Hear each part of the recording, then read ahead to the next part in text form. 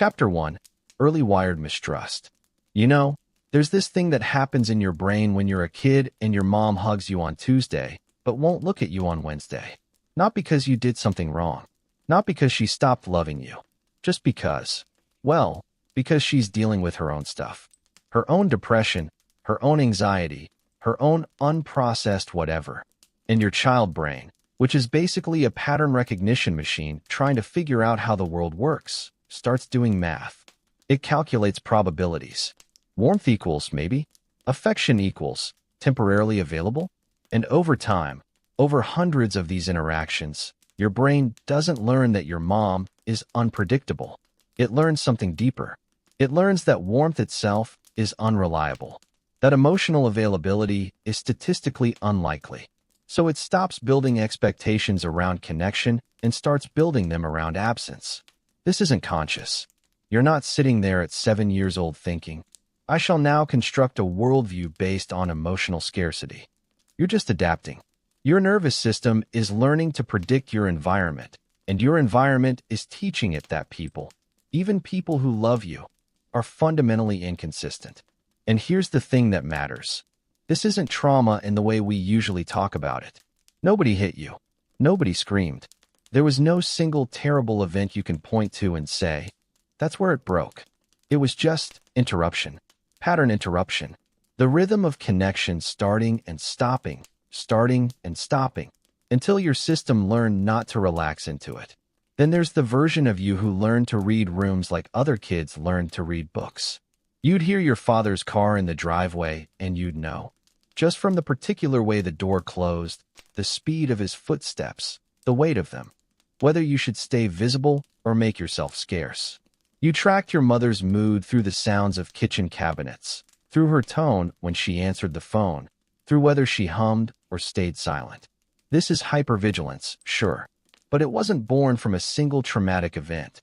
It was born from necessity, from the basic survival math of a volatile home where your emotional and sometimes physical safety depended on reading the atmosphere correctly. You became fluent in microsignals. You learned that the space between "we're fine" and an explosion could be measured in minutes, and that your job, though no one ever said it out loud, was to monitor that space constantly, to be small when you needed to be small, to be helpful when helpful would calm things, to disappear when your presence might tip something over. And the cost of this skill, this survival skill that you got very good at, was that you never learned how to just be, how to walk into a room without first assessing its emotional temperature, how to exist without performing constant atmospheric analysis. That doesn't go away when you grow up and leave that house. You carry it. You walk into safe rooms and still scan for danger. You meet calm people and still monitor their moods. Because your brain learned early, environments lie. Calm is temporary. You need to stay ready. Chapter 2. When safety turns hostile. But maybe the deepest architecture gets built when the person who was supposed to protect you becomes the person you need protection from. Not in the obvious ways, necessarily. Maybe your parent wasn't abusive in any legal sense. Maybe they just disappointed you. Constantly. Promised things and forgot them. Said they'd be there and weren't. Told you they'd stop drinking, stop yelling, stop checking out, and didn't. Or maybe it was more direct. Maybe the person who was supposed to keep you safe scared you. And your nervous system, which is very simple in some ways, learned something very clear. Closeness equals danger. Not distance. Not strangers. Closeness. Because strangers can't hurt you the way someone close can. Strangers don't have access. They don't have your trust to betray, your vulnerability to exploit, your love to weaponize. So trust doesn't just break in these situations. It inverts. It turns inside out. The closer someone gets, the more danger they represent. Intimacy becomes the threat vector. And your system, trying to keep you safe, builds walls that keep everyone at the exact distance where they can't reach you. And then there's what you learned from watching. Maybe your parents lied to each other and you saw it. Not little white lies, big ones. Ones about money, about faithfulness, about where they were and who they were with. And you watched your mother's face when she knew and pretended not to know. You watched your father make promises he had no intention of keeping. Or maybe you watched them break promises to friends, to family, to people who trusted them. Watch them borrow money they wouldn't return, make commitments they'd ignore, speak loyalty, and practice betrayal. And you learned, not in words, but in the deep place where children learn how the world actually works, that loyalty is performance. That the words people say when they promise, when they commit, when they swear they mean it, those words are just sounds. Social sounds. Tools to get what they need in the moment. You learn that declarations of care are cheap. That everyone performs trustworthiness when it benefits them. That the gap between what people say and what they do is where the actual truth lives. Chapter 3, Self-Reliance Blueprint. Some of you raised yourselves. Emotionally, I mean.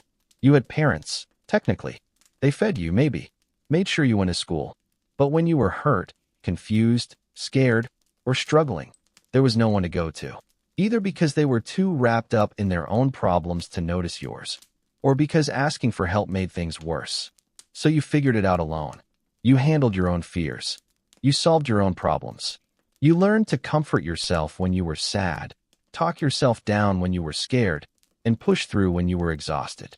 And somewhere in there, self-reliance stopped being a skill and became your entire operating system. Not because you're naturally independent or uniquely strong, but because dependence was never safe. Because needing people got you nothing, or worse than nothing. You learned that asking for help is weakness. That showing need makes you vulnerable. That the only person you can truly count on is yourself. And now you're an adult, and people tell you it's okay to lean on others, to ask for support, to let people in. And it sounds like a foreign language. Like someone describing a country you've never visited, where the rules are completely different from everything you know. And maybe you were the quiet one, the observer, the kid who sat back and watched while everyone else acted. You saw everything. The things your parents thought they were hiding. The affairs, the money problems, the addiction, the secrets. You saw the difference between the family you presented to the world and the family that existed behind closed doors. You noticed what was said versus what was true. You cataloged inconsistencies. You became a small anthropologist in your own home, studying the gap between performance and reality.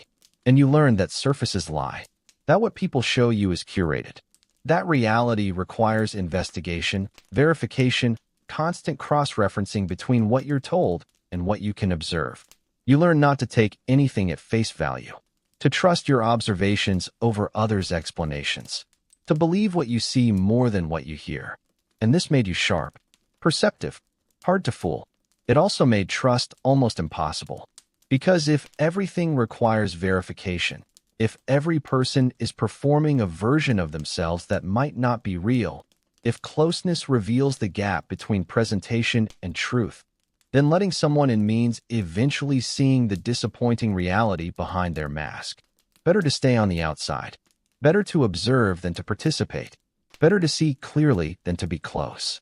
Quick pause before we proceed further. If this kind of content is your thing, don't forget to hit that subscribe button. It really helps. Now back to the topic. Chapter 4. Trust as Investigation. So somewhere along the way, trust but verify stopped being enough for you. Because trust, even conditional trust, even trust with one eye open, it still means leading with belief. It means giving someone the benefit of the doubt and then checking later. And your experience taught you that leading with belief is how you get hurt. So it became verify, then verify again, then maybe, trust a little. Provisionally, with escape routes mapped. This isn't cynicism, even though people call it that. Cynicism is everyone's terrible and nothing matters. This is different. This is risk assessment. This is your brain running probability calculations based on historical data. It's saying, in my experience, the cost of misplaced trust is devastating, and the cost of excessive caution is loneliness. And I've learned to survive loneliness, but I'm not sure I can survive another betrayal. So you verify. You collect evidence. You run tests. And the thing is, you barely notice you're doing it. You've built this whole internal testing framework that operates mostly below consciousness. Like, you'll ask someone a small favor. Nothing big. Can you grab me a coffee? Can you send me that link? Can you meet me at 3? And you're not really thinking about the coffee or the link or the meeting. You're gathering data. You're measuring response time. You're checking whether they follow through on minor commitments, because minor commitments predict major ones. Or you'll share something small and vulnerable. Not your deepest trauma, just something a little personal. A mild embarrassment, a small worry, a minor insecurity. And then you watch. You watch what they do with it. Do they handle it gently? Do they bring it up later to mock you? Do they tell someone else? Do they even remember? You're running experiments. Constantly. Testing people's reliability, their discretion, their consistency, their care. And when they think you're not watching, that's when you watch closest. How do they talk about other people when those people aren't around? How do they treat waiters, subordinates, people they don't need anything from? What do they do when keeping a promise becomes inconvenient? You're building a behavioral database on everyone in your life. And most people have no idea you're doing it. Chapter 5, Pattern Tracking Mindset. Your mind has become this sophisticated pattern recognition system, cataloging inconsistencies most people would never notice. Someone says they're an honest person, but you remember 3 months ago when they lied about something small. Someone claims they're always there for their friends, but you've tracked their response times and noticed they only show up when it's convenient. Someone presents themselves as emotionally available, but you've observed how they change the subject every time conversations go deep. You're collecting micro-inconsistencies, little gaps between what people say they are and what their behavior reveals. And you're not doing this consciously, not really. It's just happening in the background, like your brain's running facial recognition software all the time, matching current behavior against past patterns. And you're building these detailed dossiers on people. Not on paper, obviously. In your head. You know who's been late how many times. Who's made promises and broken them. Who said one thing to you and another thing to someone else? Who's reliable in some contexts but flaky in others? Other people seem to just forget this stuff. They take people at their current word. They don't hold old behavior against new promises. They can forgive and actually forget. You can't forget. Your brain won't let you. It's storing everything because it believes, because you've taught it. That past behavior is the only reliable predictor of future behavior.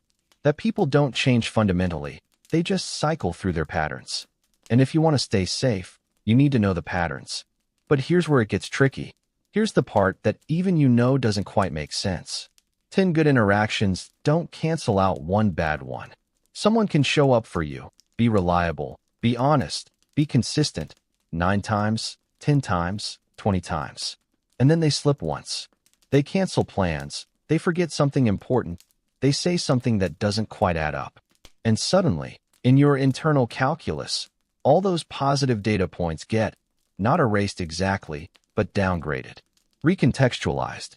Because that one inconsistency becomes evidence that the good behavior might have been performance, that the reliability might have been temporary, that you were right to be cautious because see, they eventually showed their true nature. Your brain weights negative data so much more heavily than positive data. One betrayal outweighs 100 kindnesses. One lie makes you question every truth they've told you. And logically, you know this isn't fair. You know people have bad days, make mistakes, occasionally fail each other without malicious intent.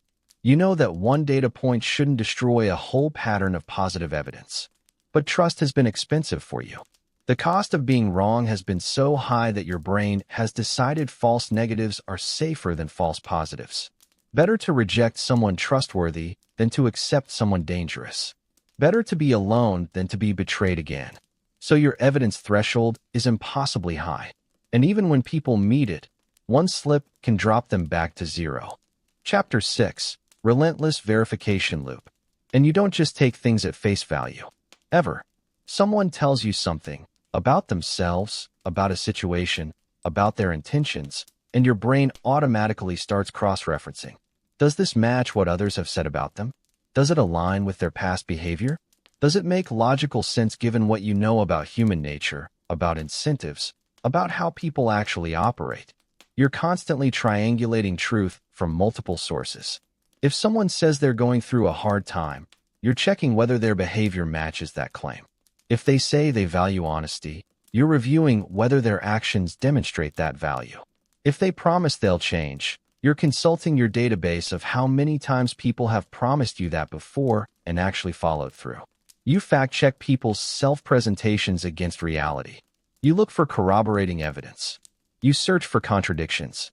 And this makes you very hard to lie to. But it also makes you exhausting to be close to, though people usually can't articulate why. They just feel scrutinized, like they're being graded on criteria they don't understand. Because they are. You're running a background check on everyone you know, updating it continuously, and they don't even know they're being evaluated. And the thing nobody tells you about living like this is how tired it makes you. Every conversation is a forensic exercise. Every interaction requires analysis. Every statement needs verification. You can't just hear something and accept it. You can't just enjoy a moment without cataloging it for future reference. You can't relax into someone's presence because relaxation means you stop monitoring, and stopping monitoring feels like negligence. Like you're failing at the one job that's kept you safe, paying attention. Other people seem to be able to just be with people, to take what's offered without constant evaluation, to assume good faith until proven otherwise, to give people the benefit of the doubt. And you're over here running surveillance on everyone you care about. You're tired. You're so tired of thinking this much, of carrying this much data, of never being able to just trust that what someone shows you is what they are. But you don't know how to stop. Because the alternative, taking things at face value, believing without verifying, trusting before you have sufficient evidence, feels like walking into traffic with your eyes closed. So you keep analyzing, keep testing, keep building your case files on everyone in your life. And you tell yourself it's just being careful, just being smart, just protecting yourself. But late at night, alone, you wonder what it would feel like to just believe someone, to not have to verify, to let your guard down without something terrible happening. You wonder if you'll ever know. Chapter 7. Catastrophe Forecasting Mode. Your brain is always running simulations. Someone texts you, "We need to talk," and before you even respond, you've already run 17 different scenarios of how that conversation ends. Most of them badly. You're watching your friend get quieter lately, and you're already mapping out the friendship ending. When they'll pull away completely, what you'll say when they do, how you'll act like you saw it coming. Someone you're dating does something small and thoughtful, and you're not thinking, "How sweet." You're thinking, "Okay, how long until this stops?" You're calculating the trajectory. You're taking this tiny data point and extrapolating it forward, running projections, building models of where this is going. And in your models, in your simulations, things usually end poorly. Not because you're pessimistic, exactly, but because you're preparing. You're running disaster drills in your head so that when the disaster comes, and you've learned that disasters usually come, you won't be caught off guard. You'll have already lived through it mentally. You'll have already felt the pain in simulation, which somehow makes the real pain more manageable. You're future casting constantly, taking current behavioral indicators and projecting them forward. He canceled plans twice this month, so by next month he'll probably.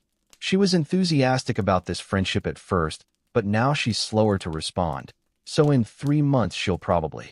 They said they love me, but their actions suggest ambivalence, so eventually they'll probably. You're always solving for probably. Always calculating the most likely disappointment. Always preparing for the end while you're still in the middle. And people call this pessimism, but that's not quite right. Pessimism is everything's going to be terrible. This is different. This is if I imagine the terrible thing now, in detail, with full emotional preview, then when it happens I'll have already processed some of the pain. It's risk management. Emotional hedging. If you expect the betrayal, plan for it. Rehearse your reaction to it. Then the betrayal doesn't devastate you. It just confirms what you already knew. You were smart to protect yourself. You were right not to get too comfortable. So you run worst-case scenarios on loop. Your partner will cheat. Your friend will abandon you. Your colleague will take credit for your work. Your family will let you down when you need them most. And you're not sitting around hoping for these things. You're not wanting to be right. You're just preparing, building emotional infrastructure for impact, pre-grieving losses that haven't happened yet. Because here's what you learned. Hope is dangerous. Investment is dangerous. Believing things might work out makes you soft, makes you vulnerable, makes the fall hurt more. But if you never fully believe in the good thing, if you keep one eye on the exit, one foot out the door, one part of yourself held back and protected, then you can survive the ending. You were already halfway gone before they left. You already knew they would. The cost, of course, is that you never fully arrive anywhere. You never completely relax into joy. You're always preparing for pain, which means you're always in low-grade pain already. But at least you're not surprised. Chapter 8. Always Ready Exit Plan. You walk into rooms differently than other people. Not literally, though sometimes literally. You do often position yourself near exits, prefer seats that face doors, notice where the bathrooms are and the back entrances. But mostly it's psychological. You enter situations, conversations, relationships, jobs, friendships, with your exit strategy already mapped. If this dinner gets uncomfortable, you'll fake a headache. If this relationship gets too intense, you'll start pulling away gradually, create distance, manufacture reasons it won't work. If this job becomes unbearable, you already know which companies are hiring. You've kept your resume updated. You've maintained networks elsewhere. You can't commit to anything without simultaneously planning your extraction. Other people seem to enter things fully. They start relationships assuming they'll last. They take jobs planning to stay. They make friends without keeping their distance pre-calibrated. You're always calculating your exit. Where are the doors? How do I leave without making it worse? What's my excuse? How much notice do I need? Can I ghost, or do I have to do this properly? And this means you never quite arrive. You're always half somewhere else. Always keeping yourself light enough to flee. Because being trapped is your worst fear. Not being able to get out when things go bad. Being stuck in something that's hurting you. Having no escape route. So you find them. You mark them. You rehearse using them. And you tell yourself this is smart. This is prepared. This is just being realistic about the fact that most things don't last, and most people eventually disappoint you. But really, you're making sure you can leave before they can leave you. You've run the math 1,000 times. The pain of trusting someone who betrays you versus the pain of being alone. And every time, the equation comes out the same. Being alone hurts. It does. The loneliness gets heavy sometimes. The isolation feels like punishment. You watch other people with their easy connections and their casual intimacy, and something in you aches. But that pain, you know that pain. You've lived with it. You know its dimensions, its texture, its limits. You know how to manage it.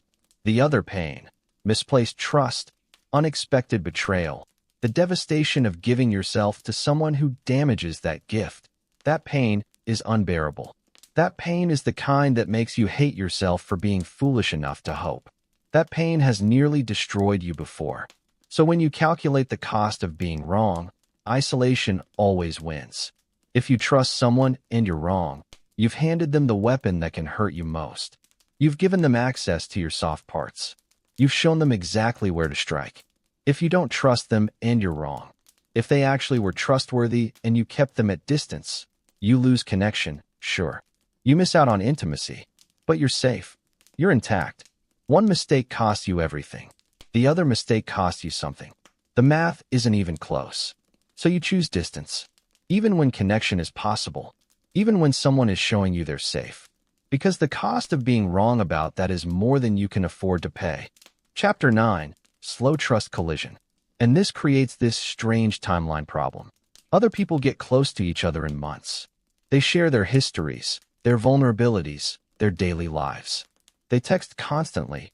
They make plans. They integrate each other into their worlds. You need years for what they do in months. And you can feel it. The friction, the confusion. They're ready for deeper friendship, and you're still in the observation phase. They're talking about commitment, and you're still running tests.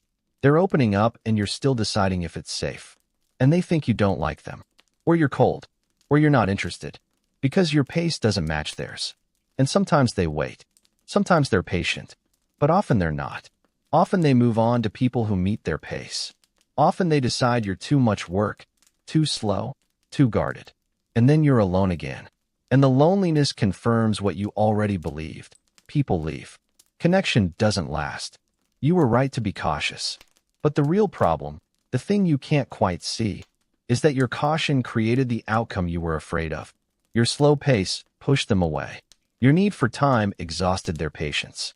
You were so busy protecting yourself from eventual abandonment that you caused immediate abandonment. The prophecy fulfilled itself. And here's maybe the strangest part. Kindness makes you suspicious. Someone does something unexpectedly generous, brings you coffee, remembers something you mentioned in passing, goes out of their way to help you, and your first thought isn't how nice. It's what do they want? Because in your experience, generosity isn't free. Kindness has motives. People are nice when they need something, when they want something, when they're setting you up for a later ask. So when someone's good to you without obvious cause, you start investigating. What's their angle? What are they after? What am I going to owe them for this? You can't just receive kindness. You have to analyze it first. You have to figure out the hidden price. And most of the time, there isn't one. Most of the time, people are just being decent. They brought you coffee because they were getting coffee.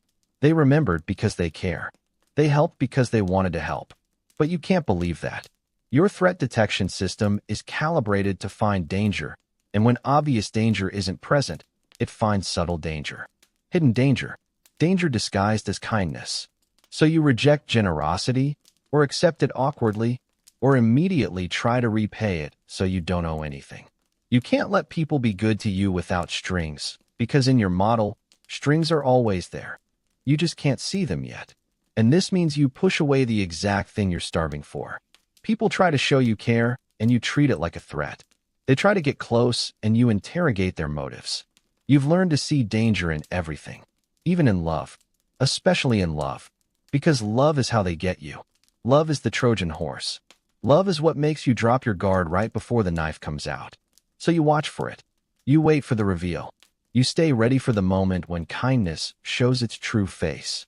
And if it never does, if someone is just genuinely good to you, you stay suspicious anyway, because you've been wrong before, and you can't afford to be wrong again. Chapter 10. Reading Hidden Signals. You see things other people miss. That flash across someone's face, just for a second, maybe half a second, when you say something that irritates them. Before they smooth it over with a smile, before they say, no, it's fine. You saw it. That little tightening around their eyes. That micro-expression of annoyance they thought they hid. Most people don't catch it. They take the smile at face value. They believe the it's fine. But you've learned to read faces like other people read books. You know the difference between a real smile and a social smile. Real smiles engage the whole face. The eyes crinkle, the cheeks lift. There's this involuntary warmth that spreads.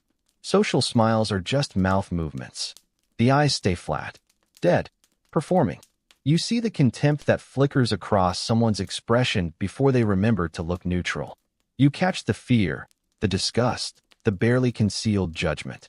You watch people's faces betray them in the microseconds before they regain control. And you catalog it all. You're building a map of who people actually are versus who they're pretending to be. You're watching the mask slip, again and again, in tiny moments they think no one notices. But you notice. You always notice.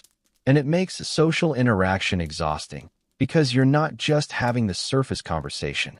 You're having the conversation beneath it, the one written in suppressed reactions and controlled expressions. The real conversation that everyone else is missing. You hear things in people's voices that they think they're hiding. Someone says, I'm fine, but their voice has this tension in it, this tightness. There's strain in the vowels. The pitch is slightly higher than normal, or harder, or there's this brittleness underneath the words. Or they're trying to sound enthusiastic, but the brightness is false. It's too bright. Forced. Like they're pushing their voice into a shape it doesn't naturally want to take. Or there's an edge. Just the slightest edge of irritation, impatience, condescension. Most people hear the words, no, that's fine, or sure, we can do that, but you hear what's underneath. The reluctance, the resentment, the barely masked frustration. You've learned to listen past vocabulary, past what people are saying to how they're saying it. Because people lie with words all the time, but their voices betray them. The tone carries the truth. And you're constantly scanning for these vocal tells. Is their warmth genuine or performed? Is their interest real or polite? Are they actually okay, or are they saying they're okay because it's easier than explaining they're not? You hear the performance, the effort, the gaps between what they're saying and what they're feeling. And once you start hearing it, you can't stop. Every conversation becomes an exercise in forensic audio analysis. You're listening to subtext, to undertones, to the emotional freight beneath the words. And most of the time, what you hear is that people are lying. Not maliciously, necessarily, but constantly. They're saying what's socially appropriate while feeling something entirely different. And you hear both, which means you rarely believe either. Chapter 11. Shifts as signals. You notice timing. Your friend usually texts back within an hour. Now it's taking 3 hours, 5 hours a day. The words are still friendly when they finally respond, but the timing has shifted. Someone who used to initiate plans stops initiating. They still say yes when you suggest things, but they've stopped suggesting things themselves. Their availability has narrowed. They're suddenly busy more often. Or the enthusiasm you're used to has dimmed. They're still showing up, still saying the right things, but there's less energy behind it. The conversation feels more effortful. The connection feels more maintained than natural. You're reading relationship weather through these temporal changes. You're watching the barometric pressure drop. You're seeing the storm coming before anyone else notices the clouds. And maybe you're wrong sometimes. Maybe they're just busy. Maybe they're going through something that has nothing to do with you. Maybe the shift is temporary and meaningless. But your brain doesn't calculate it that way. Your brain says, pattern change equals threat warning. Reduced availability means declining interest. Slower responses mean withdrawal has begun. You're tracking behavioral baselines and noting deviations. You're measuring relationship temperature through response times and initiation frequency and enthusiasm levels. And you're usually right. That's the thing. Usually, when you notice someone pulling back, they are pulling back. The friendship is ending. The relationship is cooling. Your early warning system is accurate, which just makes you trust it more. Makes you watch for these patterns more carefully. Makes you hypervigilant to any shift in timing, availability, or energy. You're reading the beginning of the end in delays measured in hours. And you remember everything. Someone tells you they hate drama. They value direct communication. They always tell the truth. You file it away. 3 months later, you watch them create drama, communicate passive-aggressively, tell a lie. And you remember. You remember exactly what they said. You remember they claim to be someone they're not. People are always contradicting themselves, saying one thing and doing another, claiming values they don't live by, describing themselves in ways their behavior disproves. And most people seem to either not notice or not care. They take people's self-descriptions at face value. They don't cross-reference current behavior against past statements. You do. You're running a continuous background check, comparing what people say about themselves to what they actually do, looking for inconsistencies, finding them constantly. And when you catch them, when someone's current statement directly contradicts what they said before, you file it as evidence. Evidence that they're unreliable, that their self-perception is inaccurate, that they either lie deliberately or lack self-awareness to the point of dishonesty. Either way, they can't be trusted. And you wonder sometimes if you're being unfair. If you should let people grow, change, have bad days, be inconsistent in the normal human way. But you can't. Because inconsistency means unpredictability. And unpredictability means danger. And you need to know who people are so you can protect yourself from who they might become. Chapter 12. The skill of spotting hollow engagement. You can sense when someone's just going through the motions. They're saying the right things, doing the right things, showing up, but they're not really there. They're performing presence while actually being absent. You can feel the difference between genuine engagement and obligatory participation, between someone who wants to be with you and someone who feels they should be with you. Real engagement has this quality to it, this aliveness. People lean in, not just physically but energetically. They're curious, responsive, present. Their attention isn't wandering. They're not performing interest, they're experiencing it. Obligatory engagement feels hollow. They're maintaining eye contact, but their eyes are empty. They're nodding, but not really tracking. They're responding, but their responses are generic, automatic. They're there, but they're not there. And you can sense it. This energetic withdrawal, even when the person is physically present. You feel them checking out while appearing to check in. And it hurts, actually. It hurts more than if they just left. Because they're making you feel crazy. They're doing all the right things so you can't point to anything concrete and say you're not here. But you feel it. The connection is manufactured. The intimacy is fake. They're giving you a performance of closeness while maintaining complete emotional distance. And maybe they don't even know they're doing it. Maybe they think they're being present. But you can feel the difference. You can sense when someone's heart isn't in it, when their care is dutiful rather than genuine, when they're with you out of obligation rather than desire. And once you sense it, the whole interaction becomes painful, because you're getting the form without the substance, the appearance without the reality. You're being offered counterfeit connection, and your system knows. Your system always knows. You watch bodies more than faces sometimes, where someone's torso points, whether they angle toward you or away, if they lean in during conversation or maintain distance, how much space they keep between you. You notice when someone crosses their arms. When that happens, what topic triggered it? Whether it's a brief defensive gesture or a sustained closed position. You track whether people's physical openness matches their verbal openness. Someone saying they're comfortable while their body is screaming discomfort. Someone claiming they want to be close while maintaining maximum physical distance. You notice changes in baseline. This person usually sits close. Why are they farther away today? This person is usually relaxed around you. Why is their body so tense now? You're running a constant body language audit, reading the physical truth that people's words try to obscure. And bodies don't lie the way mouths do. Bodies are honest. Someone can say they're happy to see you while their body turns away, can claim they're listening while their posture says they want to leave, can insist they're comfortable while every muscle says otherwise. You see it all. The micro-adjustments, the subtle repositioning, the unconscious movements that reveal what people are actually feeling. And it makes you hyper-aware in every interaction. You're not just present, you're analyzing. Every gesture, every shift, every change in physical positioning gets logged as data about what's really happening beneath the conversation. You're reading the truth in posture. And the truth is usually more guarded, more distant, more uncomfortable than what people are saying out loud. Chapter 13, The Cost of Distance. You've learned something that most people don't consciously realize. Proximity controls volume.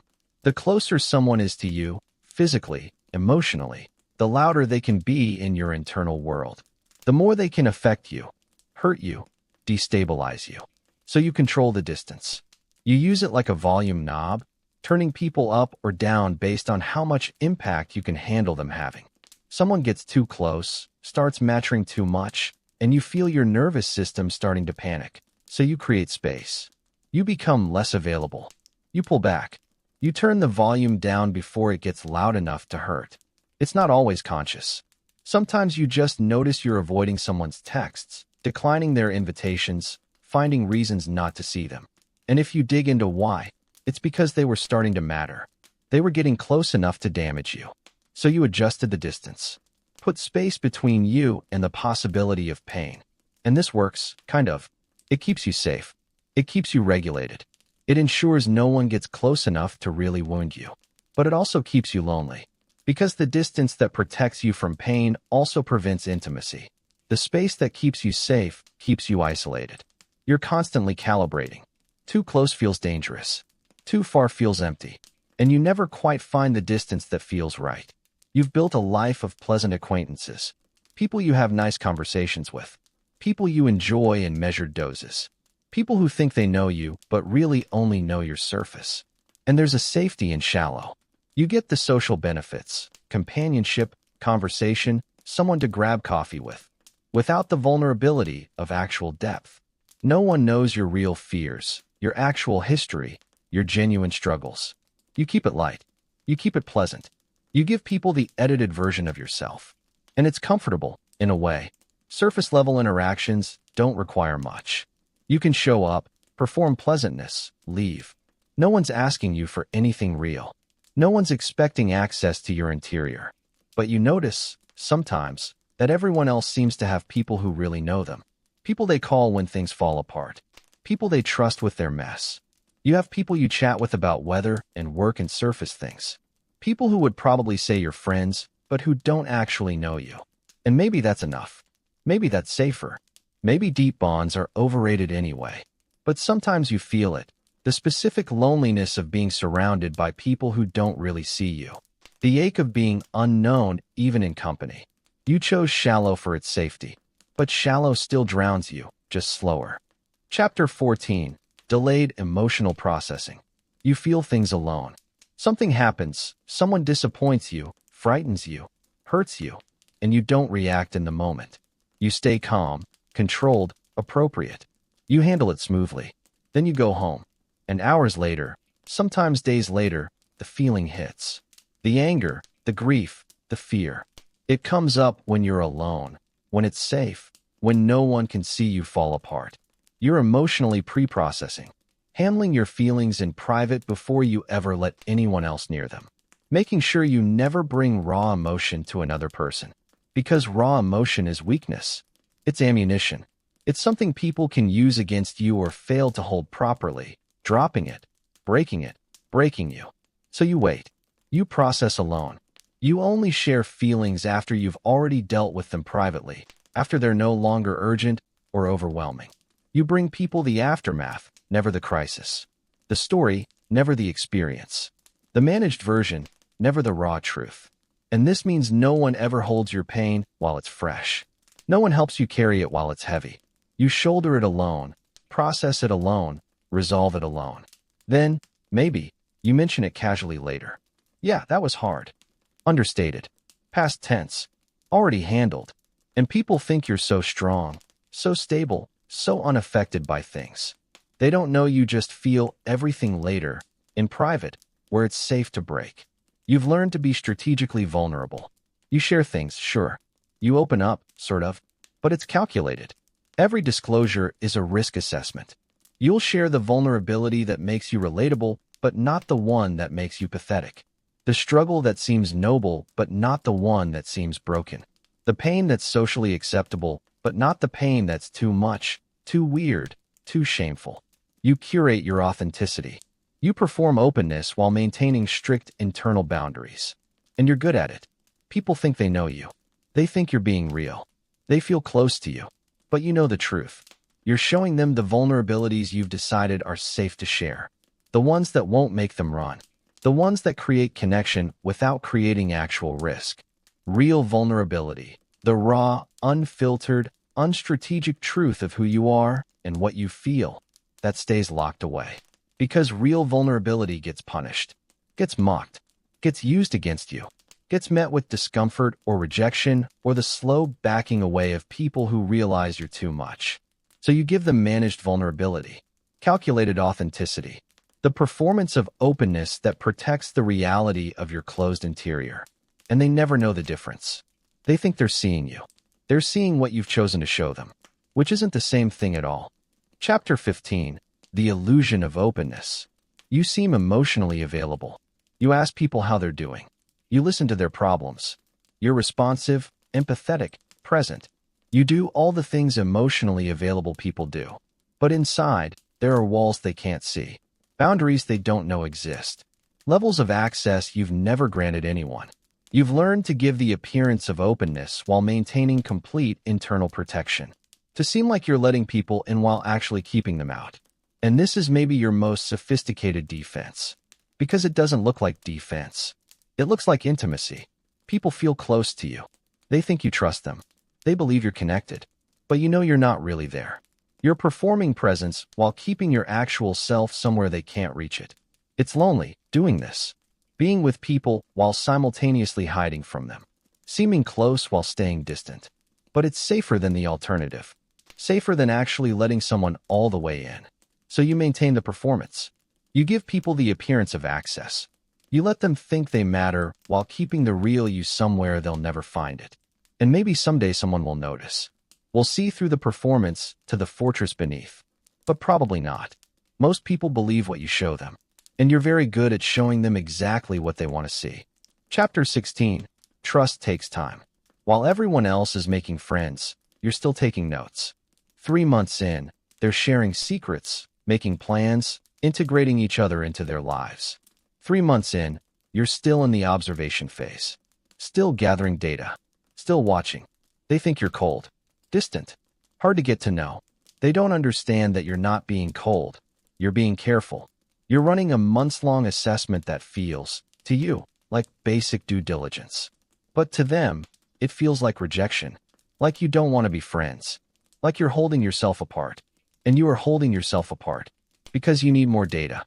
You need to see patterns emerge. You need to know who they really are before you decide whether to trust them. But they needed a decision 3 months ago.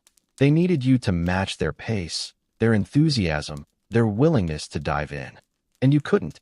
You were still watching. So they moved on. They bonded with people who were ready when they were ready. And you're still in the observation phase of a friendship that's already over. This happens a lot. This temporal mismatch where you need more time than people are willing to give you. Where your caution looks like disinterest. Where your careful assessment reads as coldness. And you lose people this way. Not because they're bad or you're bad, but because your timelines don't sync. They're running on friendship time, and you're running on trust time. And trust time is so much slower. Because you can't know who someone is from how they act in one context. You need to see them at work and at home. In good moods and bad moods. When things are going well and when they're under stress. In summer and winter. With their friends and with strangers. When they're trying to impress you and when they think you're not watching. You need to see the pattern across variables. Because anyone can be kind once. Anyone can be patient in a single interaction. Anyone can seem trustworthy on a good day.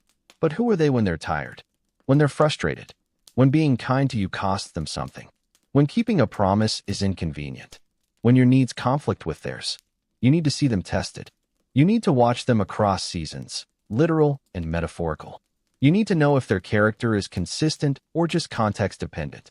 And this takes time. Months. Sometimes years. You need to see enough iterations, enough situations, enough different versions of them to know which version is real. Other people seem to just decide. They meet someone, they like them, they trust them. Done. You're over here conducting a longitudinal study, tracking behavior patterns across time and context, looking for the through line that reveals true character. And maybe you're overthinking it. Maybe people are simpler than you think they are. Maybe you don't need this much data. But you've been fooled before by people who seem good in limited contexts, who were charming at parties but cruel in private, who were reliable when it was easy but flaky when it mattered. So you watch. You wait. You gather evidence across multiple domains before you draw conclusions. And by the time you have enough data to decide, most people have already decided you're not worth the wait. Chapter 17. Predictability as Security. You pay special attention to stress tests. How does this person handle conflict? Do they fight fair or do they go for the throat? Do they take responsibility or deflect blame? Do they repair after they've hurt you or do they just wait for you to get over it? How do they respond when you set a boundary? Do they respect it or do they push back? Do they make you explain and justify or do they just accept that it's your boundary and that's enough? What happens when you can't give them what they want? When you're not available, not in the mood, not able to meet their needs? Do they handle disappointment with grace or with punishment? Because anyone can be good to you when it costs them nothing. When you're easy, agreeable, available, giving them what they want. The real test is what they do when you're difficult. When you disagree. When you say no. When you need something from them. When you disappoint them. Do they stay kind? Do they stay fair? Do they still treat you with respect?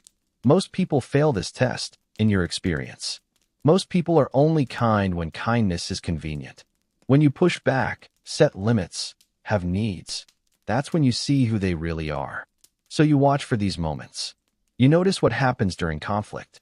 You track how they handle your boundaries. You pay attention to whether they can tolerate your disappointment without making you pay for it. And if they fail, if they're mean when you disagree, pushy when you set limits, cold when you disappoint them, you file it away. Evidence. They're not safe. Your caution was warranted. Even if they pass most tests, one failure can disqualify them entirely. Because you can't risk being close to someone who turns on you under stress. What you value most in people is consistency, not passion, not excitement, not intensity, consistency. You'd rather have someone who's steadily warm than someone who's intensely hot and cold. You'd rather have reliable presence than dramatic connection. You'd rather have predictability than chemistry. Because variables equal risk. When someone's all over the map emotionally, super affectionate one day, distant the next, you can't relax. You can't trust it. You're constantly trying to predict which version you'll get. But someone who shows up the same way every time? Someone whose care is steady rather than volatile? Someone whose presence is reliable rather than exciting? That's what safety looks like to you. Other people seem to want spark. They want passion. They want the highs even if they come with lows. They're okay with emotional variability as long as the peaks are high enough. You're not. You want flatline steady. You want to know exactly what you're getting. You want to be able to predict how someone will respond, how they'll act, how they'll treat you. Consistency might be boring to other people. To you, it's the only thing that feels safe. Because when someone's consistent, you can trust your predictions. You can plan around them. You can relax slightly, knowing they'll be tomorrow who they were today. But when someone's variable, even if they're usually good, that variability keeps you on edge. Because you never know which version you're going to get. And not knowing means you can never fully let your guard down. Chapter 18. Fear of leaping. But here's what you lose, being the watcher. There are these moments in friendship, in connection, where bonds form through risk-taking. Someone suggests something spontaneous, and everyone says yes, and you all go do this slightly scary or vulnerable or ridiculous thing together. And afterwards, you're closer. The shared risk created intimacy. You miss those moments. Because you're still in assessment mode while everyone else is bonding. You're still gathering data while they're making memories. They're taking leaps together and you're standing back, watching, calculating whether it's safe to jump. And by the time you decide, the moment has passed. They jumped without you. They bonded without you. And this is the cost of being a watcher. You're so busy monitoring, evaluating, protecting yourself that you miss the spontaneous intimacy that happens when people are less careful than you. They drunk text each other vulnerable things at 2 a.m. and become closer. You would never. Too risky. Too uncontrolled. What if they screenshot it? What if they judge you? What if they use it against you? So you stay safe. And they get close. And you're on the outside of something that formed through the exact kind of risk you refuse to take. And you tell yourself it's fine. You tell yourself their connections are shallow anyway, built on drunk vulnerability rather than real knowledge of each other. But sometimes you wonder what it would feel like to just leap, to not calculate first, to take the social risk without running it through your threat assessment system. But you can't, because watching is what keeps you safe, even if it keeps you lonely. And here's the thing you don't always want to admit. Sometimes you're not watching to gather data anymore. Sometimes you have enough data. Sometimes you actually do know this person is probably trustworthy, probably safe, probably worth the risk. But you keep watching anyway. You keep delaying. You keep finding reasons you need more time, more evidence, more proof. Because watching is safer than trusting. Observation is safer than participation. As long as you're still gathering data, you don't have to make the decision. You don't have to actually trust them. You don't have to be vulnerable. You've turned healthy caution into infinite delay. You're using the observation phase as procrastination, as avoidance, as an excuse not to take the leap you're terrified of taking. And part of you knows this. Part of you knows you're hiding behind, "I need more data," when really you're just scared. Scared that even after all this watching, all this analyzing, all this careful assessment, you could still be wrong. Scared that no amount of data will ever make you feel safe enough. That you could watch someone for years and still not be ready to trust them. Because the problem isn't that you don't have enough information. The problem is that you're trying to eliminate risk entirely, trying to find absolute certainty before you trust. And that certainty doesn't exist. You can watch forever and never find it. At some point, trust requires a leap, requires acting without complete information, requires accepting that you might be wrong. And you're not ready for that. Maybe you'll never be ready for that. So you keep watching, keep observing, keep gathering data on people who have already passed every reasonable test. And they get tired. They stop trying. They move on to people who are ready to leap. And you're still watching, still waiting, still gathering data for a decision you might never make. Still alone in the observation phase of a life you're too scared to actually live. Chapter 19. The paradox of wanting connection while fearing it. Here's the impossible thing. You want closeness so badly it physically aches sometimes. And you're also deeply convinced that closeness will destroy you. Both of these things are completely true at the same time. You lie in bed at night feeling the loneliness like weight on your chest, wanting someone to know you, really know you, wanting to matter to someone, to be chosen, to be held, and simultaneously knowing that letting someone that close would give them the power to devastate you. So you're stuck, permanently stuck between two needs that can't coexist.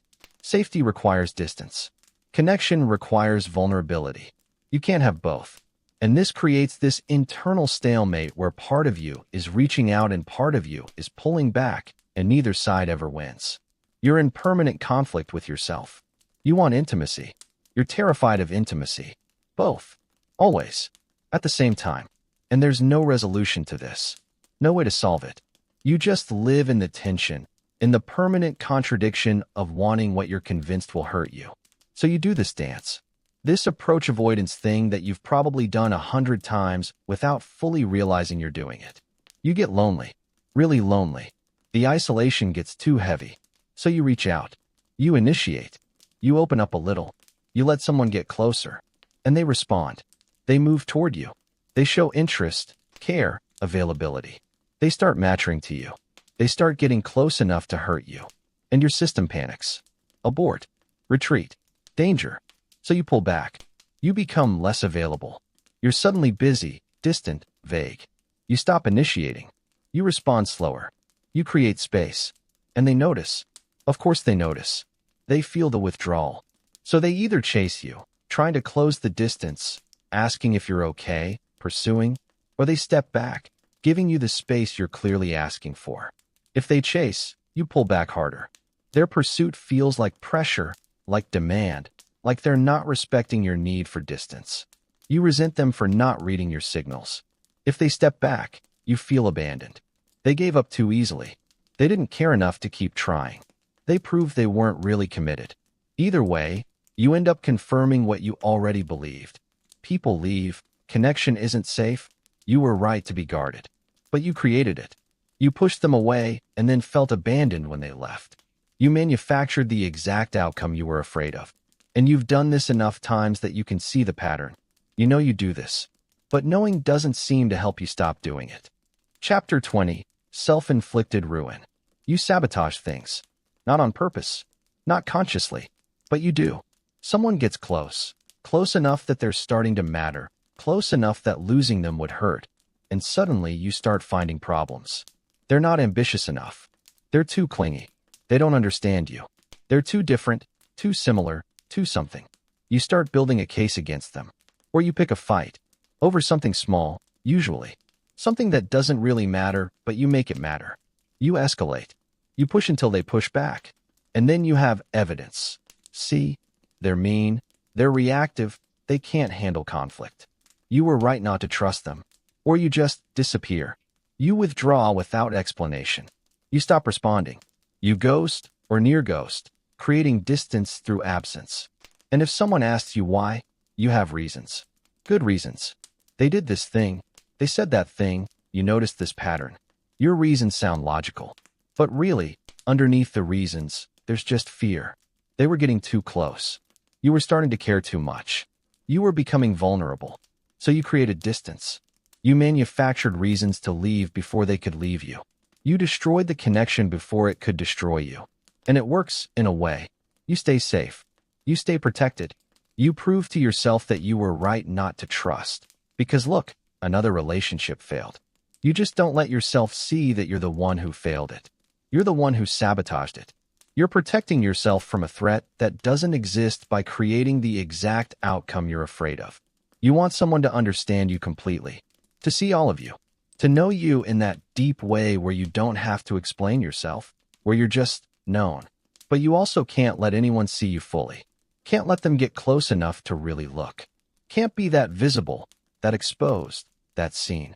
So you create these relationships where you're almost known, where people understand parts of you, but never the whole, where you're visible, but slightly out of focus, where you're seen, but never fully. You want the intimacy of being known without the vulnerability of being seen. And this doesn't work. Obviously, this doesn't work. Because being known requires being seen. Understanding requires access. Intimacy requires revelation. But you can't do it. Can't fully reveal yourself. Because being fully seen means being fully vulnerable.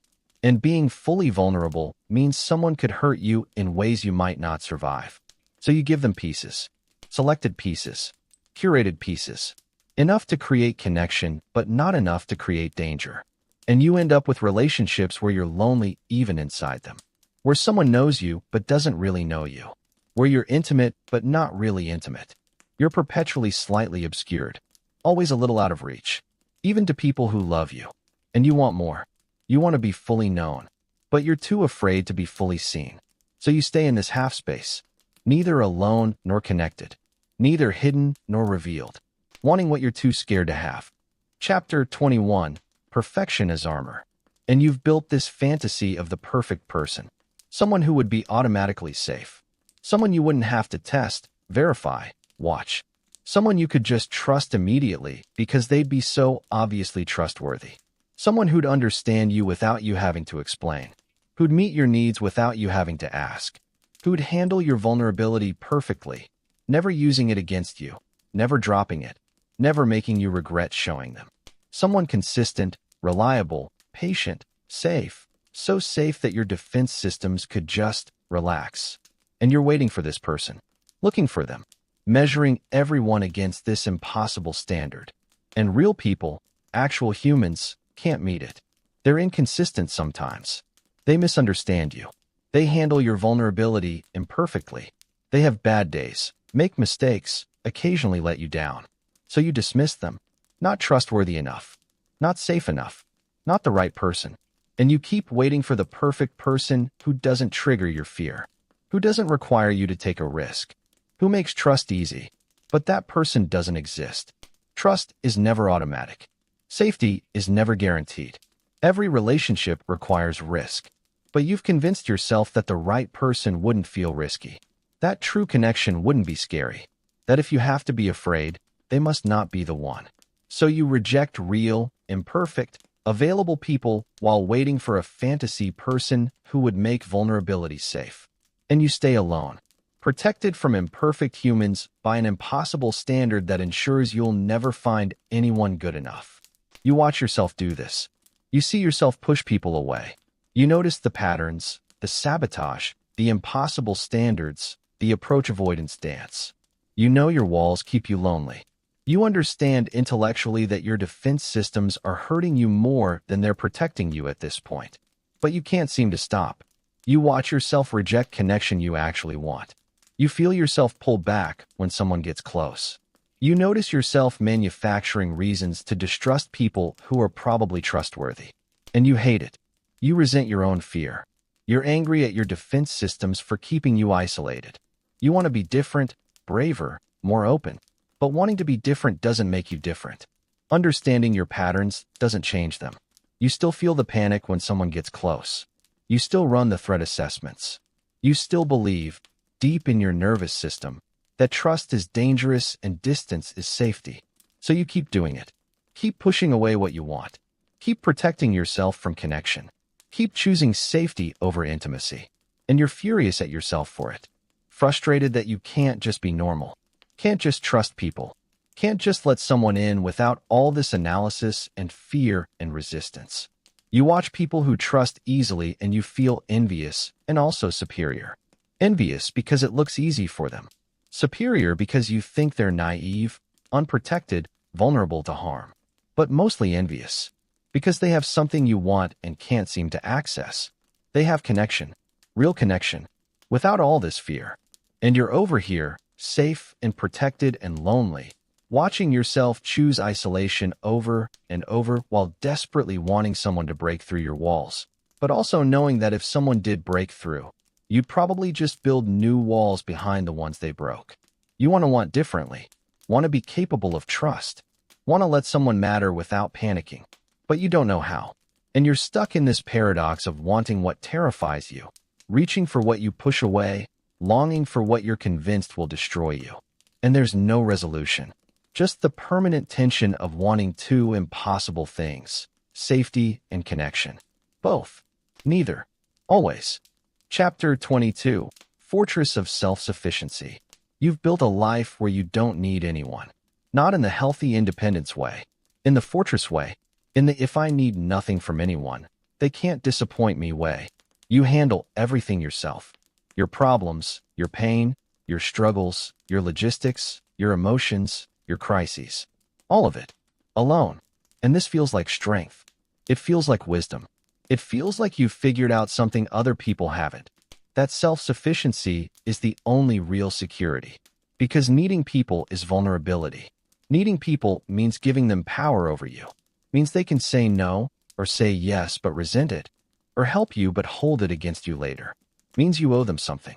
Means you're dependent. And dependency is danger. Dependency means you can be let down. Abandoned. Left holding your own need with nowhere to put it. So you eliminated dependency. You built yourself into someone who needs nothing, who can handle anything alone, who never has to ask. And it works. Sort of. You're safe from disappointment because you expect nothing. You're protected from abandonment because you need no one. But you're so alone. So tired. Carrying everything by yourself. And you won't admit it. Can't admit it. Because admitting you're drowning would mean admitting you need help. And admitting you need help would mean asking for it. And asking for it would mean trusting someone to actually help. Which brings you back to the thing you can't do. So you keep carrying it all. Keep handling it alone. Keep building your fortress of self-sufficiency that's also your prison. There's this weird pride in it, though. This satisfaction in not needing anyone. When something goes wrong and you fix it yourself, there's this little hit of superiority. Other people would have asked for help. Other people would have needed someone. But you didn't. You handled it. When you're struggling and you push through alone, there's this grim satisfaction in your own strength. Look how much you can carry. Look how capable you are. Look how little you need from anyone. And people praise this. They call you strong, independent, self-sufficient. They admire your capability, your ability to handle things, your lack of neediness, and you take pride in it. This identity you've built as someone who doesn't need help, doesn't ask for things, doesn't lean on people. But underneath the pride, there's this quiet drowning. Because you're carrying so much. The weight of complete self-reliance is crushing. You're exhausted from never resting your burdens on someone else. You're tired of being strong. You're lonely in your competence. But you can't say that. Because saying it would betray the identity. Would admit weakness. Would reveal that your strength is actually just fear dressed up as capability. So you keep going. Keep handling it. Keep carrying everything alone while taking grim satisfaction in not needing anyone. Pride and prison, both at once. Chapter 23. Declining connection repeatedly. People offer to help sometimes. And you say no. Not because you don't need help. You do. You're drowning in everything you're carrying alone. But accepting help feels dangerous in ways you can't fully articulate. Because if someone helps you, you owe them. There's debt now. Obligation. They might want something back. They might hold it over you. They might remind you later that they helped when you needed them. So now you need to. Or accepting help creates entanglement. Connection. Relationships, strings that tie you to them. And strings can be pulled. Strings can be used to control you, manipulate you, keep you obligated. Or accepting help means admitting you couldn't handle it alone. Means acknowledging need. Means being vulnerable in this specific way where someone sees you struggling and has to decide whether to help. And what if they decide not to? What if you show them your need and they say no? Better not to show the need at all. Better to say, I'm fine, even when you're not. Better to decline the offer even though you desperately want to accept it. So you say no to offers of help, support, assistance. You say, I've got it when you don't. You say, I'm fine when you're falling apart. And people believe you. They take you at your word. And they stop offering. And then you're alone with your need. Having successfully protected yourself from the vulnerability of accepting help by ensuring no one knows you need it. You've become so competent that you're invisible. You handle everything so well that people stop checking in. They assume you're fine because you always seem fine. They don't offer help because you've never needed it before. They don't think to ask if you're okay because you've trained them to believe you always are. Your strength has made you invisible. And this is its own kind of loneliness. Being surrounded by people who don't think to check on you. who don't ask if you need anything, who don't offer support because they've learned you'll just decline it anyway. You wanted to be unburdensome. You wanted to never impose. You wanted to be the person who's always okay, who never needs anything, who handles their own problems. And you succeeded. You're that person now. And that person is alone. Not because people don't care, but because you've been so convincingly capable that they don't think you need their care. You built yourself into someone who appears to need nothing. And people believed you. And now you're invisible in your struggle because you've hidden it so well behind your competence. And you can't really blame them. You trained them not to see your need. You rejected their offers until they stopped offering. You performed strength until they believed in it. Now you're drowning behind the facade you built. And no one can see it. Because you're too good at looking like you're fine. Chapter 24. The Weight of Alone. The thing is, you're so tired. Tired in this deep way that sleep doesn't fix. Tired from carrying everything alone. Tired from never being able to rest your burdens on someone else. Tired from the constant weight of complete self-reliance. But you can't admit it. Because admitting how tired you are would require explaining what's making you tired. And what's making you tired is carrying everything alone. And if you're carrying everything alone, the obvious solution is to let someone help. And you can't do that. Can't trust someone to help. Can't risk the vulnerability of needing them. Can't accept the obligation, the debt, the entanglement. So you stay tired. Exhausted, actually. Running on empty while insisting you're fine. And people ask sometimes, "Are you okay? You seem tired." And you say, "Yeah, just busy," or "didn't sleep great," or some other explanation that's true enough to be believable, but not true enough to be real.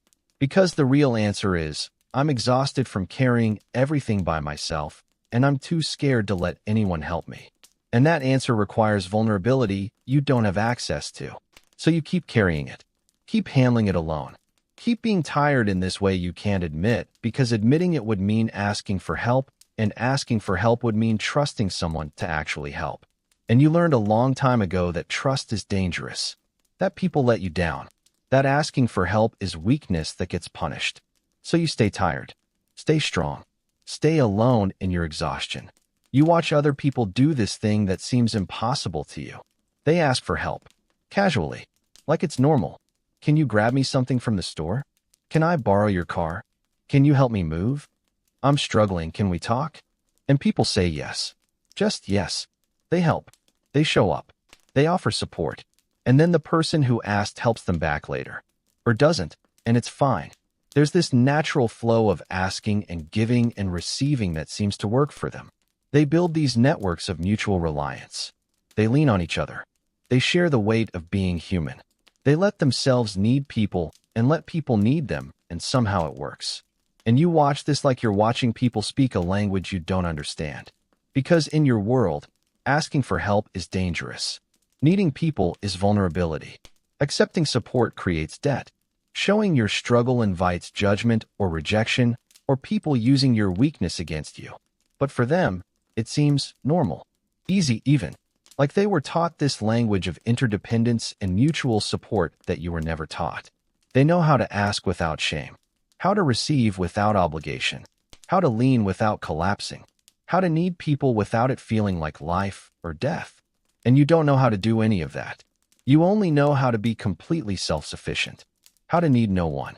How to carry everything alone. And you see that their way looks lighter. Easier. Less lonely. They're sharing the weight of being human instead of carrying it all individually. But you can't figure out how to do it. Can't figure out how to ask for help without it feeling like catastrophic vulnerability. Can't figure out how to need people without it feeling like giving them power to destroy you. So you stay in your fortress of independence, watching other people share their burdens while you carry yours alone. Strong and isolated. Capable and exhausted. Independent and desperately lonely. Knowing your way isn't working, but not knowing how to do it differently. Not knowing how to let someone help without feeling like you're handing them the weapon that could destroy you. Chapter 25. Trust in professional and transactional contexts. Work relationships feel safer than personal ones, and you know exactly why. Because at work, everything is transactional. The expectations are explicit. You do your job, they do theirs. You deliver what's promised, you get paid. The boundaries are clear. And if someone betrays you at work, steals your idea, breaks a commitment, lies about something, there are systems to handle it. HR, documentation, contracts, legal recourse. Betrayal has built-in consequences that don't rely on the betrayer having a conscience. In personal relationships, trust relies on someone's character, on them choosing to be honest because it's right, choosing to show up because they care, choosing to keep promises because they value you. At work, people behave because there are external consequences, because it's in their interest to be reliable, because the system enforces certain standards of behavior, and that feels safer, more predictable, less dependent on the unknowable variable of someone's actual integrity. You can trust the incentive structure even when you can't trust the person. You can rely on the contract even when you can't rely on their character. So work relationships feel manageable. You know where you stand. You know what's expected. You know that reliability isn't about them caring about you. It's about them caring about their job, their reputation, their paycheck. And somehow, that's easier. That requires less actual trust. You prefer to let your work speak for you. You're not great at networking, at schmoozing, at building those warm professional relationships where people like you and want to help you because you've cultivated connection. But you're excellent at your job. You deliver. You're competent, reliable, thorough. Your work product is undeniable. And you'd rather be valued for that, for what you produce, for your output, not for how well you manage relationships, how charismatic you are, how good you are at office politics. Because demonstrating competence feels safer than building connection. You can control your work quality. You can't control whether people like you, whether they'll support you, whether they'll come through for you. So you put everything into the work. You make yourself valuable through capability rather than relationship. You communicate through output rather than conversation. And this works to a point. People respect your competence. They value your contributions. They know you'll deliver. But you notice that the people who are good at relationships, who build alliances, who make people like them, who invest in connection, they advance faster. They get more opportunities. They have people who advocate for them, mentor them, open doors. And you're over here being excellent at your job, while watching less competent people who are better at relationships get promoted, get opportunities, get support. Because competence alone isn't enough. Because work is still about people. Because even in professional contexts, relationships matter. But you don't know how to build those relationships without it feeling like vulnerability, like you're asking for something, like you're creating debt or obligation or dependence. So you stick with competence, with letting your work speak, with hoping that being good at your job will be enough, even though you're watching it not be enough. Chapter 26, Workplace Hypervigilance. But even at work, even with all the transactional clarity, you can't fully relax. You over-prepare for everything. Meetings, presentations, projects. You do twice the work necessary because you can't trust that adequate preparation will be adequate. You over-document. Every conversation, every decision, every agreement gets written down, saved, backed up. You create paper trails for everything because verbal agreements feel like vapor. They can disappear, be denied, be misremembered. You get everything in writing. Emails confirming what was said in meetings. Written approval before starting projects. Documentation of expectations, deliverables, timelines. All of it in writing where it can't be disputed later. Because you've learned that people forget what they promised. They change their story. They remember conversations differently. And without documentation, it's your word against theirs. So you create evidence. You protect yourself. You make sure that if someone tries to betray you, claim you didn't deliver, say they never agreed to something, blame you for their failure, you have proof. And this is just your trust issues wearing business-appropriate clothing. This isn't normal professional diligence. This is hypervigilance. This is treating every colleague as a potential threat. This is bringing your inability to trust into a context that's supposedly safer. And you know it's excessive. You know other people don't do this much. Don't need this much documentation, this much proof, this much protection. But you can't stop. Because the one time you relaxed, the one time you trusted that a verbal agreement was enough, you got burned. And you won't let it happen again. You struggle with mentorship. with letting senior people invest in you. Because when someone senior takes interest in your career, offers to help you, wants to mentor you, it feels like debt. Like you're accepting something you'll have to repay. Like you're creating obligation. What do they want? Why are they doing this? What will they expect from you later? You can't just accept that they want to help because they see potential in you, because they like you, because paying it forward is something people do. Every offer of support feels like a transaction where the terms aren't clear, where you don't know what you're agreeing to, where you might owe more than you can afford to pay, so you decline, or you accept awkwardly, suspiciously, always waiting for the other shoe to drop, always wondering when they'll call in the favor, always feeling like you owe them something, and believing their interest is genuine, that someone senior actually thinks you're worth investing in. That requires trust. Trust that they mean what they say. Trust that they're not setting you up, using you, or going to withdraw their support the moment you disappoint them. And you can't quite believe it. Can't quite accept that someone would invest in you without wanting something back. Can't quite trust that their support is real and will last. So you keep them at distance. You stay professional. You don't let them get close enough to really help you.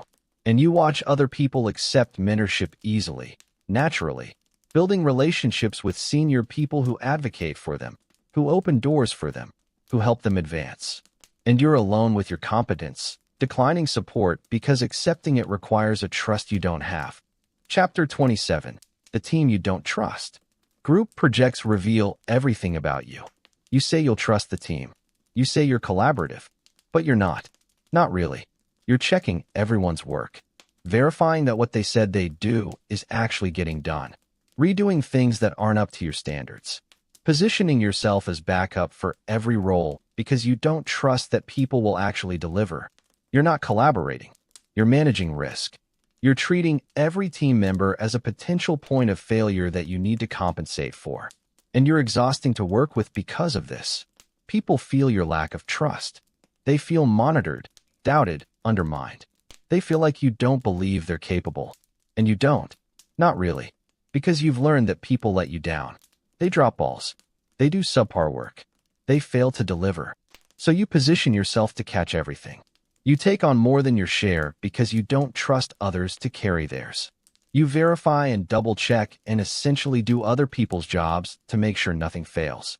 And then you resent them for not being reliable enough, for forcing you to do all this extra work, for proving your distrust right when they inevitably fall short of your standards. But really, you never gave them a chance. You were preparing for their failure from the beginning. You were treating them as unreliable before they'd done anything to prove it. Your distrust created the dynamic where you had to do everything, where they could slack because you'd pick up the slack, where your distrust became self-fulfilling. Team dynamics as trust laboratory. And you fail every time because you can't let yourself trust that other people will do their part. And then it happens. The professional betrayal. A colleague takes credit for your idea in a meeting. A manager promises you something, a promotion, a project, an opportunity, and then gives it to someone else. A company talks about integrity and values and then makes a decision that violates everything they claim to stand for. And you were right. You were right not to trust. You were right to over-document, to protect yourself, to keep your guard up. See, even here, even in professional contexts with clear expectations and formal consequences, even with contracts and HR and systems designed to prevent this, even with incentives for people to be honest, even here, people betray you. And it confirms everything. Confirms that trust is stupid, that people are reliably unreliable, that even in this safe, transactional contexts, you can't let your guard down.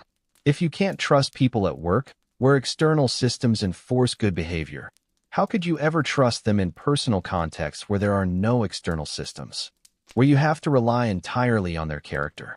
You can't. Obviously you can't. So you retreat further. You protect yourself more. You document more thoroughly. You trust less. And you're right, technically. The betrayal happened. Your caution was warranted. But you're also more alone now. More isolated. More convinced that no context is safe. No relationship is reliable. No person can be trusted. You took the professional betrayal and generalized it to everyone, everywhere, forever. And maybe that's not fair. Maybe that one colleague's behavior doesn't mean all colleagues are untrustworthy. Maybe that one manager's broken promise doesn't mean all managers lie. But to you, it's more data, more evidence, more confirmation that you were right to be careful, right to be guarded, right to trust no one. Even at work, even in the transactional contexts that are supposed to be safer. Nowhere is safe. No one is reliable. Trust is always a mistake. That's what you learned. That's what you carry forward into every new job, every new project, every new professional relationship. The knowledge that even here, you can be betrayed. So you need to be ready. You need to protect yourself. You need to trust no one. Chapter 28. Information as ammunition. You understand something most people don't consciously think about. Information is power. What you tell people about yourself, your history, your fears, your weaknesses, your secrets, that's currency. That's leverage. That's ammunition they can use if they decide to hurt you. So every disclosure is a calculated risk. Every piece of yourself you share is a potential weapon you're handing someone. And you need to make sure it's worth it. That the connection you might gain is worth the vulnerability you're definitely creating. Most people just talk. They share their lives without this constant calculation. They tell their stories, reveal their struggles, show their flaws, casually, naturally, without running a risk-benefit analysis first. You can't do that. Every revelation goes through a screening process. Is this safe to share? What could they do with this information? How could this hurt me later? What's the worst-case scenario if I tell them this? And most of the time, the answer is too risky. Keep it to yourself. Find a safer version. Edit the truth into something that won't damage you if it's used against you. So you do. You share the sanitized versions. The stories with the edges sanded off. The truths that can't really hurt you because they're not the whole truth. Information as currency. And you're very careful about what you spend. When you do share, you do it in tiny increments. Testing. You'll tell someone something small and vulnerable. Not your deepest pain, just something a little personal. A minor insecurity. A small struggle. A slightly embarrassing story. And then you watch. You watch what they do with it. Do they handle it gently? Do they remember it later and bring it up kindly? Or do they weaponize it in an argument? Do they tell other people? Do they mock you for it, even lightly? Do they minimize it or take it seriously? You're testing their trustworthiness with low-stakes vulnerability, seeing if they can hold small truths before you risk bigger ones. And if they pass, if they handle it well, you might share something slightly deeper next time. Still not the real stuff, but closer to it. Building trust in microscopic increments. And if they fail, if they're careless with your small vulnerability, if they use it against you, if they prove they can't be trusted, you file it away. They don't get more. They've shown you who they are. This process takes forever. You're building trust one tiny revelation at a time, always watching, always testing, always prepared to shut down if they handle something poorly. Other people share their histories in weeks or months. You're still sharing yours years later, if ever, because you can't take the leap. You can't just trust that someone will handle your truth well. You need proof. You need evidence. You need to test them with progressively deeper disclosures until you're certain, or as certain as you can be, that they're safe. And most people don't have the patience for this. They want deeper connection faster. They want you to match their pace. They want reciprocal vulnerability now, not years from now. So they leave. And you're alone again with your untold stories, with your carefully guarded truths, with your graduated vulnerability system that protects you while keeping everyone at a distance. Chapter 29. Strategic Self-Hiding. You have friends who don't know basic things about you. Friends you've known for years who don't know about your family, your past relationships, your major struggles. Partners who you're supposedly intimate with who don't know your deepest fears, your real insecurities, your actual history. Even family, people who've known you your whole life, who never learned what you actually think, how you really feel, who you genuinely are. Because you keep yourself on a need-to-know basis. And most people, in your assessment, don't need to know. They know the version of you that's safe to show, the curated self, the public-facing persona, the parts of your story that can't be used against you. But the real stuff, the painful stuff, the shameful stuff, the stuff that matters most, that stays locked away. And this creates this strange situation where you can be close to people while they don't actually know you, where you can be in relationships while remaining fundamentally unknown, where you can be surrounded by people and still be completely alone in your truth. You've mastered the art of intimacy without disclosure, connection without revelation, relationship without being truly known. And it's lonely. It's so lonely. Being unknown even by people who care about you. Having these huge parts of yourself that no one sees, no one knows, no one can respond to or support you through. But it's safer. That's what you tell yourself. It's safer to be unknown than to be known and hurt. Even if unknown means alone. Even if safe means isolated. Even if you're dying for someone to really see you while simultaneously ensuring that no one can. You've learned to be strategically authentic. You're not fake. You're not lying about who you are. Within the boundaries you've set, you're genuinely yourself. You share real thoughts, real feelings, real reactions, just the safe ones. You're authentic about the parts of yourself that won't make you vulnerable. You're honest about the things that can't be used against you. You're real within carefully defined limits. And this creates what feels like real connection. People feel like they know you. They feel like you're being open. They experience you as genuine. And you are genuine. Just not completely. Just not all the way. Just not in the ways that would actually make you vulnerable. You've created real connection within safe parameters. You've figured out how to be yourself while still being protected. You've mastered authentic self-presentation that never quite reaches actual vulnerability. And it works, kind of. You have relationships. You have people who care about you. You have connection. But you also have this massive gap between who they think you are and who you actually are. Between what they think they know and what you've kept hidden. And sometimes you wonder what would happen if they knew. If they saw the real you, the whole you, the parts you keep locked away. Would they still love you? Would they understand? Would they handle it well? Or would they use it against you? Would they leave? Would they prove that you were right to hide? You don't know. And you're too afraid to find out. So you stay strategically authentic. Real enough to connect. Hidden enough to stay safe. Chapter 30. The Cost of Sharing. The thing about secrets is they're exhausting to keep. You're constantly monitoring what you've told whom, making sure you don't contradict yourself, remembering which version of your story you told to which person, maintaining the walls, the boundaries, the carefully curated disclosure levels for every relationship. It takes so much energy, so much attention, so much effort to keep everything compartmentalized, to keep the real stuff hidden, to maintain the persona while protecting the truth. And sometimes you just want to stop, want to tell someone everything, want to stop managing information and just be known.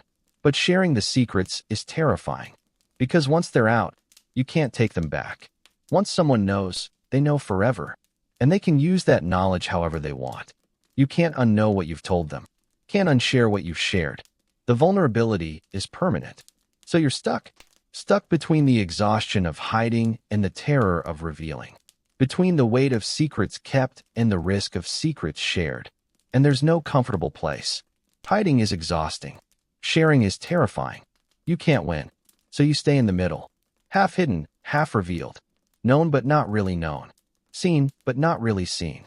Exhausted from hiding. Too scared to stop. And then it happens. The thing you were afraid of. You take a risk. You share something real. Something vulnerable. Something that actually matters.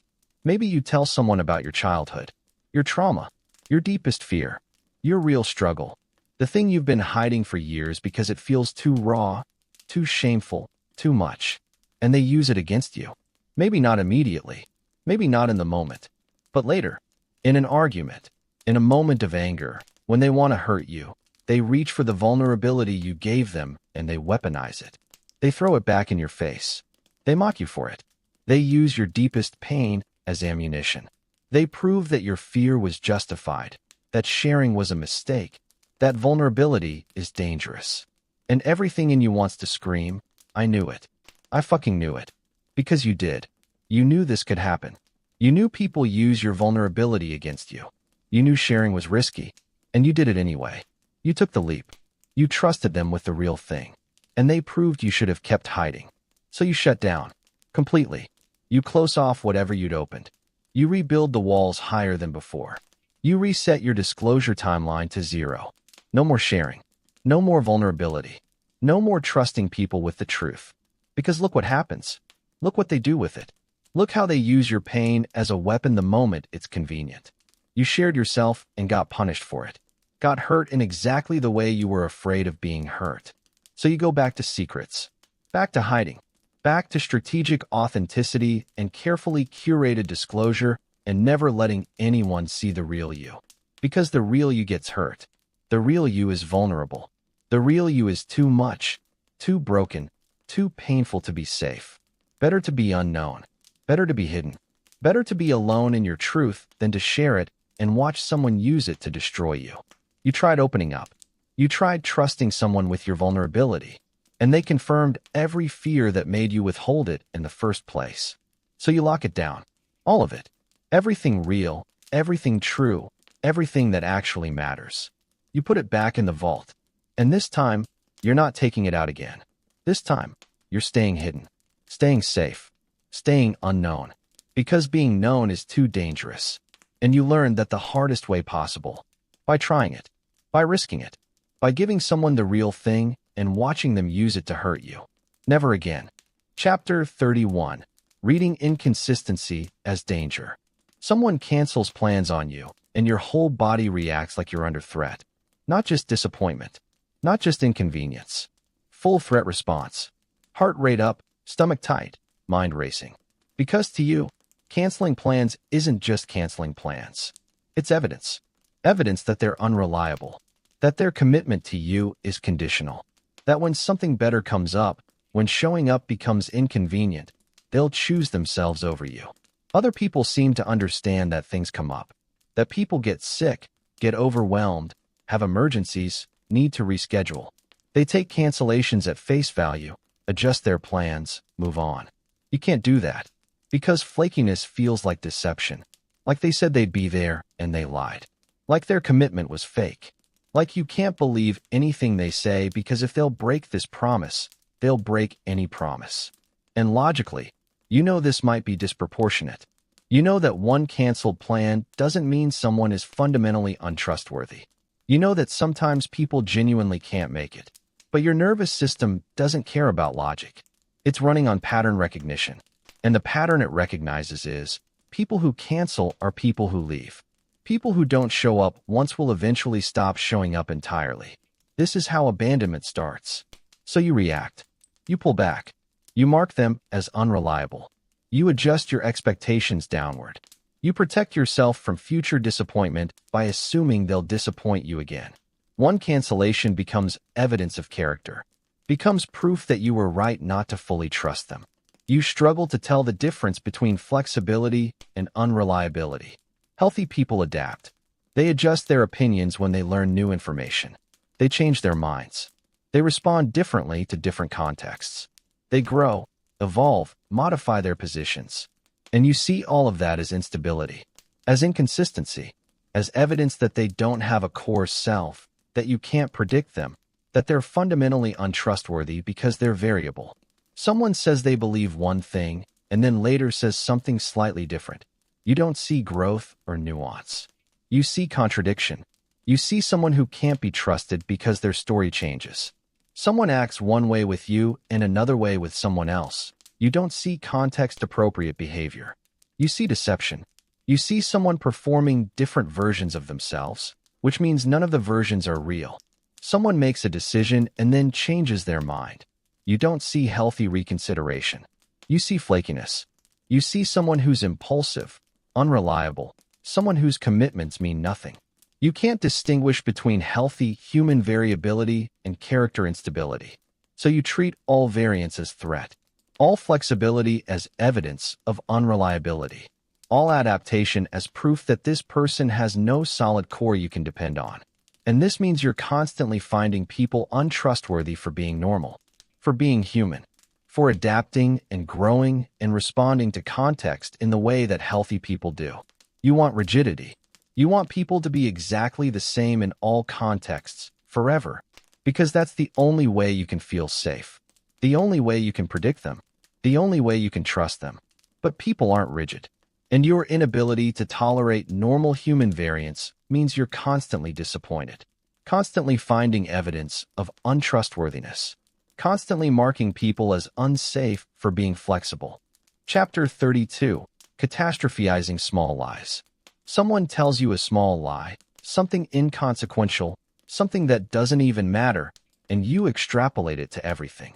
They said they were stuck in traffic, but you know they weren't. They claimed they were busy, but you saw them active on social media. They told you they'd call, and they texted instead. Small things. Tiny things. Things that barely register for most people.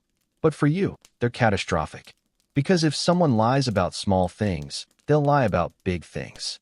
If they're dishonest here, they're dishonest everywhere. If you can't trust them about traffic, how can you trust them about anything that actually matters? You take one data point and build an entire narrative around it. One lie becomes proof that they're a liar. One inconsistency becomes evidence that they're fundamentally dishonest. One small betrayal becomes confirmation that they'll betray you in every way eventually. And maybe you're right sometimes.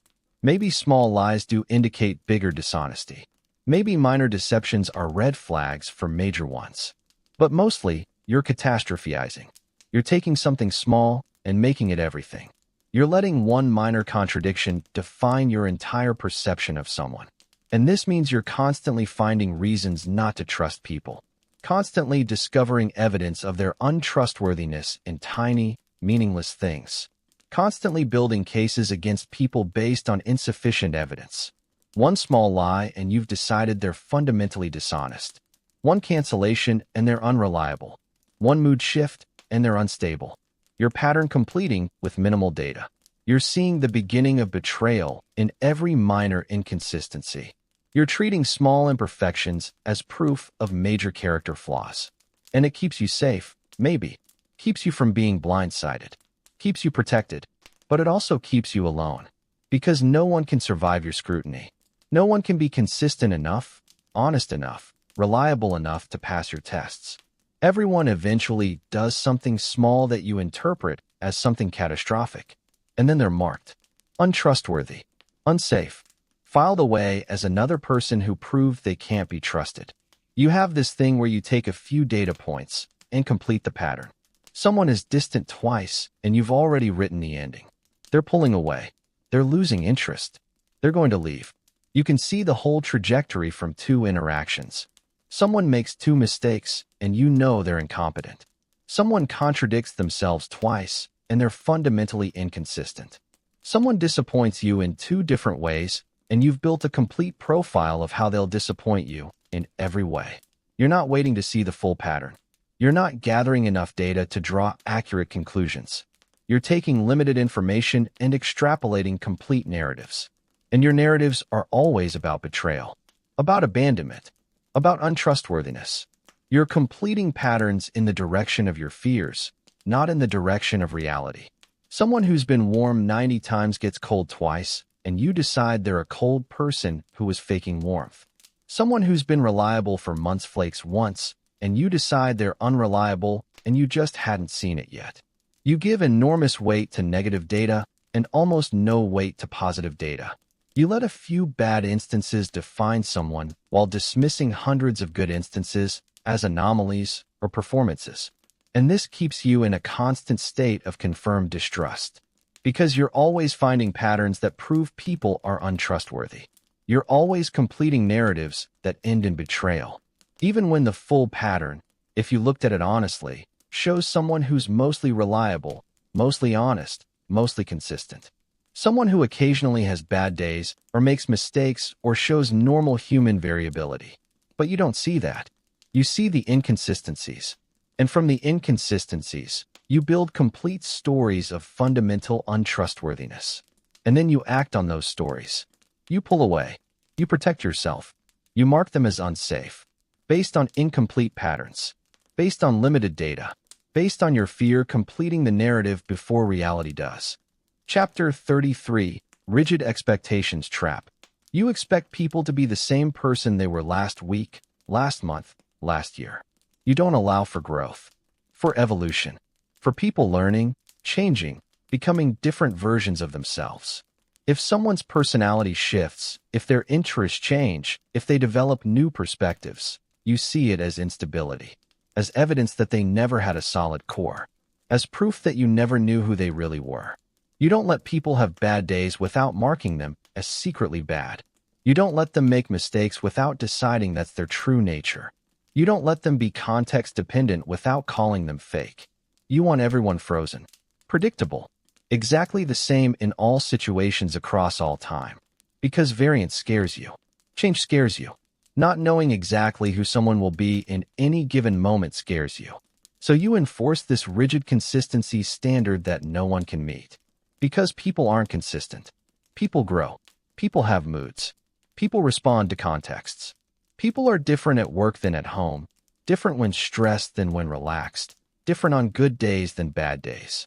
And all of that normal human variability, you interpret as evidence of fundamental unreliability. Someone who's patient with you 99 times but snaps at you once. You don't think they're having a hard day. You think this is who they really are. They were just hiding it before. Someone who's been one way for years and then grows, changes, becomes slightly different. You don't think they're evolving. You think, I never knew them. They were fake the whole time. You're so rigid in your expectations that normal human development feels like betrayal. Growth feels like instability. Change feels like deception. And this means people can never be good enough, can never be consistent enough, can never maintain the exact same personality in all contexts forever, which is what you need to feel safe. So everyone eventually fails. Everyone eventually shows variance. Everyone eventually proves to you that they're unpredictable, unstable, untrustworthy. Not because they are, but because you can't tolerate normal human inconsistency. And here's what you miss while you're tracking all these micro-inconsistencies. The person who's been showing up for you for years, who's been consistently present, even if imperfectly, who's demonstrated care through action even if they occasionally cancel plans or have bad days or say things that contradict what they said months ago. You're so busy cataloging the twigs, the small inconsistencies, the minor contradictions, the tiny failures, that you miss the forest. The broader pattern of someone's loyalty, their care, their reliable presence in your life. Someone can show you 1,000 times that they care, can be there for you in hundreds of ways, can demonstrate their commitment through years of consistent action. And you'll focus on the 3 times they weren't perfect, the 2 times they canceled, the 1 time they said something that didn't match what they said before. You'll use those moments to define them, to build your case that they're untrustworthy, to justify your distance, your protection, your decision not to fully let them in. And you'll miss that the overwhelming pattern is positive, that the data, if you looked at all of it instead of just the negative parts, shows someone who's trustworthy. Not perfect. No one's perfect, but trustworthy. But you can't see it, because you're zoomed in too close, because you're giving micro-inconsistencies more weight than macro patterns, because you're letting fear focus your attention on threats while ignoring safety. And so you lose people, good people, people who were showing you consistently that they cared, that they were reliable, that they could be trusted. You lose them because you were too busy counting their small failures to notice their large loyalty. Too busy reading inconsistency as danger to see consistency as safety. Too focused on the twigs to see you were standing in a forest that was trying to shelter you. On that note, our journey ends. Good night and sleep well.